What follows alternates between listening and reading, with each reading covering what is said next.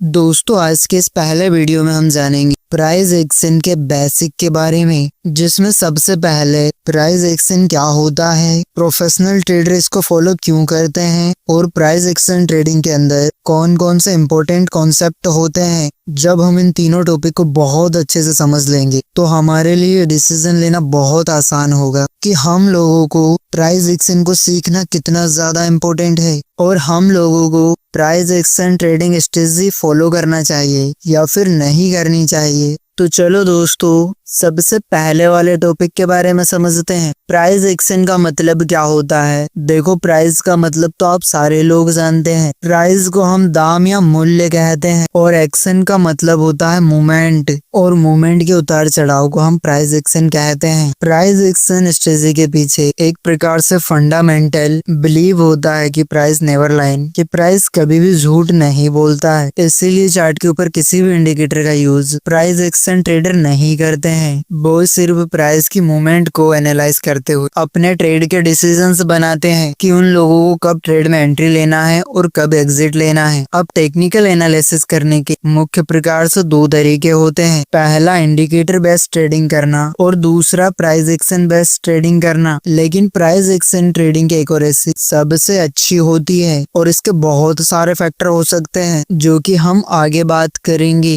आप लोगों ने इस बात को कहीं ना कहीं जरूर सुना होगा, जो कि बहुत ही ज्यादा फेमस लाइन है, भाव ही भगवान है। इसका मतलब होता है कि प्राइस इज सुप्रीम। अगर दोस्तों आप लोग पहले इंडिकेटर बेस्ड ट्रेडिंग करते थे तो तब आपको पता होता था कि यहाँ पर बाय सिग्नल जनरेट हुआ है और कहाँ पर सेल सिग्नल जनरेट हुआ है, तो आपको एंट्री और एग्जिट आपकी स्क्रीन के ऊपर दिखाई देता था। लेकिन जब आप प्राइस एक्शन में ट्रेडिंग करते हैं तब आप लोगों को स्टार्टिंग में कुछ भी समझ में नहीं आएगा। लेकिन दोस्तों टेंशन लेने की बिल्कुल भी बात नहीं है, क्योंकि थोड़ा टाइम बीतने के बाद जब आप लोग हमारी इस वाली सीरीज की 4-5 वीडियो देख लेंगे तो आपको पूरी तरह समझ में आने लग जाएगा। प्राइस एक्शन ट्रेडर ज्यादातर या तो चार्ट पैटर्न या फिर कैंडलस्टिक पैटर्न को ज्यादातर बहुत अच्छे से एनालाइज करते हुए ट्रेड के अंदर एंट्री लेते हैं, और ये वाले पैटर्न मार्केट के अंदर बहुत बार जनरेट होते हैं, जिससे ट्रेडर्स उन चार्ट पैटर्न को ढूंढ कर उनमें ट्रेडिंग करते हैं। दोस्तों मैं एक गाँव का लड़का हूँ, मैं आपको अपनी एक बात बताता हूँ। जब हमारा घर बन रहा था तब मैंने एक बात को नोटिस किया, सीमेंट का रेट हमेशा अलग अलग सीजन के अंदर जब हम दुकान में जाते तो रेट कभी ऊपर होता था तो कभी नीचे रहता। तो हमें पता चला कि सीमेंट का रेट जब गर्मी रहती है उस टाइम पर 400 रुपए बोरी के लगभग होता है, और सेम वही चीज को आप लोग अगर बरसात में खरीदने जाएंगे तो आप लोगों को लगभग एक बोरी 350 रुपए में भी मिल सकती है। इसका मतलब दोस्तों यहाँ पर एक पैटर्न है। अगर इस वाले पैटर्न को समझते हुए हम लोग बरसात के सीजन में ही सीमेंट को खरीद कर रख लें और फिर जब बारिश खत्म हो जाएगी तब इसका हम लोग इस्तेमाल करें, तब हम लोगों को यहाँ पर लगभग 50 रुपए बोरी का फायदा होगा। अब एक ऐसा पैटर्न है जिसको हमारे पिताजी ने बहुत अच्छे से समझ लिया और इसका फायदा उठाया। हमारे घर बनने से पहले ही हमने बहुत सारी सीमेंट की बोरियां बरसात के सीजन में खरीद कर हमारे पिताजी ने रख ली थी, और जब घर बनाने की बारी आई रहने सीजन के बाद तो इसी बोरी का भाव लगभग 400 रुपए हो चुका था। अब दोस्तों हमारे पिताजी ट्रेडर तो नहीं है, अगर हमारे पिताजी उस टाइम पर जाकर सीमेंट बेच देते तब हमें 50 रुपए हर बोरी के ऊपर प्रॉफिट होता, क्योंकि हम लोगों को घर बनाना था इसलिए हमने कम भाव में सीमेंट की बोरी खरीद कर अपना घर बनाया। यहाँ पर हमारे लिए इम्पोर्टेंट ये है कि प्राइस में ऐसा फ्लक्चुएशन क्यों हुआ है, तो ये बेसिक तरीके से पूरा सप्लाई एंड डिमांड का खेल है। रहने सीजन में क्योंकि कंस्ट्रक्शन के काम होते हैं तो डिमांड कम होने के कारण प्राइस भी कम हो जाता है, लेकिन जब बरसात का सीजन खत्म हो जाता है तो खुले हुए सीजन में सब लोग अपना कंस्ट्रक्शन का काम कर रहे होते हैं। इस कारण से सीमेंट का रेट बढ़ जाता है, क्योंकि इस टाइम पर डिमांड थोड़ी बढ़ जाती है। तो चलो दोस्तों अब हम वापस से टॉपिक के ऊपर आते हैं। अब आपको स्क्रीन पर दो चार्ट दिखाई दे रहे होंगे। इसमें पहला चार्ट है इंडिकेटर बेस्ड ट्रेडिंग करने का, जो कि यहाँ पर ट्रेडर इंडिकेटर को देखकर ट्रेड में एंट्री लेते हैं, और दूसरा चार्ट है प्राइस एक्शन ट्रेडिंग का, जो कि सिर्फ और सिर्फ कैंडलस्टिक पैटर्न का यूज करते हैं और इसी के अंदर प्राइस के बिहेवियर को देखते हुए अच्छे से एनालाइज करते हुए ट्रेड के अंदर एंट्री और एग्जिट के डिसीजन बनाते हैं। अगर आप लोग पूरी तरह बिगनर हैं तो मैं आप लोगों को एक बहुत अच्छी सलाह दूंगा कि इंडिकेटर को समझने से पहले आप लोग प्राइस एक्शन को बहुत अच्छे से समझें। और इस वीडियो को देखने के बाद आप लोगों से एक रिक्वेस्ट रहेगी कि आप कम से कम मार्केट के अंदर आधे घंटे से लगाकर 1 घंटा जरूर से चार्ट को एनालाइज करें, ताकि आप चार्ट के साथ अच्छा रिलेशन बना पाए। हाँ, आप लोगों को धीरे धीरे समझ में आएगा, लेकिन इतना कंफर्म है कि आप लोग धीरे धीरे करके कॉन्फिडेंस हासिल करेंगे और ये आपकी ट्रेडिंग की जर्नी में बहुत हेल्प करेगा। अब दोस्तों, आप लोगों को लग रहा होगा कि क्या हमें इंडिकेटर का यूज बिल्कुल ही नहीं करना है? तो ऐसा भी बिल्कुल नहीं है। इंडिकेटर के ऊपर पूरी तरह डिपेंड होकर आप लोगों को ट्रेड के बाय सेल डिसीजन नहीं लेना है। हमारे सारे ट्रेड के डिसीजन प्राइस एक्शन के एनालिसिस बेसिस पर ही होंगे, लेकिन उनको कंफर्म करने के लिए हम लोग दूसरे टूल का यूज कर सकते हैं। जैसे आप लोगों का जो भी फेवरेट इंडिकेटर हो, जो आपको बहुत अच्छा लगता हो, उसको आप लोग बहुत अच्छे से यूज कर सकते हैं। चाहे तो आप लोग मूविंग एवरेज का यूज करें, सुपर ट्रेड का यूज करें, आपके हिसाब से आप कुछ भी यूज कर सकते हैं। मार्केट के अंदर बहुत सारे इंडिकेटर अवेलेबल है, जैसे MACD,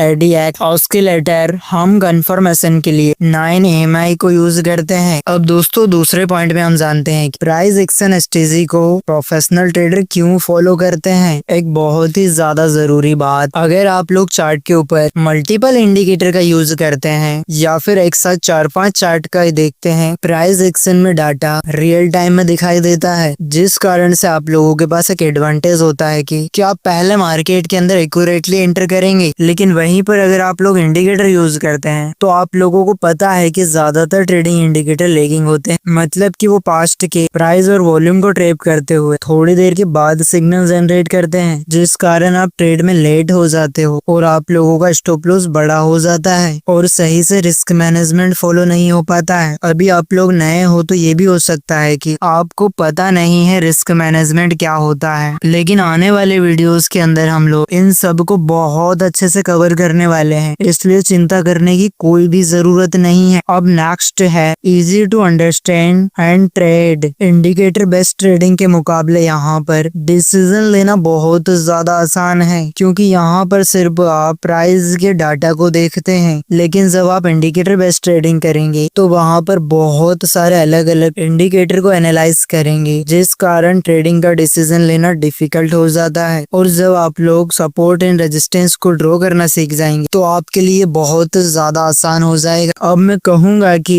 इससे ज्यादा आसान आपको कुछ लगेगा ही नहीं। इसलिए दोस्तों, आप इस सीरीज के अगले 4-5 वीडियो को बहुत ही ज्यादा ध्यान से देखना। और ये ट्रेडिंग स्ट्रेटजी प्रूवन है कि ये काम करता है, क्योंकि बड़े ट्रेडर सालों से बैक टेस्ट होती आ रही है। लेकिन एक शर्त है कि आप लोगों को बड़े टाइम फ्रेम के अंदर ट्रेडिंग करनी है। अगर आप छोटे टाइम फ्रेम में ट्रेड करेंगे तो वहाँ पर मैनिपुलेशन होने के कारण इनकी एक्यूरेसी थोड़ी सी कम हो जाती है। लेकिन वहीं पर आप लोग अगर स्विंग ट्रेडिंग में शिफ्ट होते हैं और वहाँ पर प्राइस एक्शन को बहुत अच्छे से फॉलो करते हैं तो वहाँ पर लगभग 80 से 90% एक्यूरेसी होती है प्राइस एक्शन स्ट्रेटजी की। और जैसा कि हमने पहले आपको बताया, प्राइस एक्शन स्ट्रेटजी के अंदर ट्रेड में एंट्री करना और एग्जिट करना बहुत ज्यादा आसान है, क्योंकि यहाँ पर इंडिकेटर बेस्ड ट्रेडिंग की तरह सभी अलग अलग इंडिकेटर के ऊपर ध्यान नहीं लगाना पड़ता। यहाँ पर सिर्फ कैंडलस्टिक और चार्ट पैटर्न को देखकर ट्रेड में एंट्री और एग्जिट करते हैं, जिसमें हमारी मदद करता है सपोर्ट एंड रेजिस्टेंस लेवल। अब दोस्तों, तीसरे पॉइंट पर हम जानते हैं कि प्राइस एक्शन में कौन कौन से सबसे ज्यादा इम्पोर्टेंट कॉन्सेप्ट होते हैं, जिसको सीखने के बाद हम कह सकें कि हमको प्राइस एक्शन ट्रेडिंग आ जाती है। तो सबसे पहले नंबर पर है सपोर्ट एंड रेजिस्टेंस, क्योंकि आने वाले वीडियोस के अंदर हम लोग आपको सपोर्ट एंड रेजिस्टेंस के बारे में जरूर बताएंगे, क्योंकि वहां पर इसकी जरूरत पड़ेगी। तभी जाकर हम लाइव मार्केट में आपको दिखा पाएंगे कि कैसे मार्केट में एंट्री और एग्जिट लेना है। चाहे हम candlestick, trade line, market structure कुछ भी बताएं, वहां पर हमें सपोर्ट एंड रेजिस्टेंस की जरूरत पड़ने ही वाली है। इसीलिए ट्रेडिंग के अंदर सबसे ज्यादा इंपॉर्टेंट हो जाता है सपोर्ट एंड रेजिस्टेंस, और इसे बहुत अच्छे से समझना। और जिन लोगों के पास सपोर्ट एंड रेजिस्टेंस की समझ बहुत अच्छी होती है, उनकी ट्रेड की एक्यूरेसी बहुत अच्छी होती है। नेक्स्ट हम जानने वाले हैं कैंडलस्टिक पैटर्न और चार्ट पैटर्न को, क्योंकि यही पैटर्न हमें बताते हैं कि हमें मार्केट में कब एंट्री और कब एग्जिट करना है। और चार्ट पैटर्न को ट्रेड करने के लिए जब हम ट्रेड के अंदर एंट्री लेते हैं तब उस टाइम पर कैंडलस्टिक सबसे ज्यादा इंपॉर्टेंट होता है कि कैंडलस्टिक हमें क्या बताना चाह रहा है, क्योंकि हर एक कैंडलस्टिक उस टाइम टाइम पर हो रही मार्केट की स्थिति को बताती है। नेक्स्ट कॉन्सेप्ट ट्रेड लाइन है। आपने कहावत तो जरूर सुनी होगी जो कि स्टॉक मार्केट के अंदर बहुत ही ज्यादा फेमस है, ट्रेंड इज योर फ्रेंड। अगर आप ट्रेंड के साथ हैं तो आप बहुत पैसा बनाएंगे,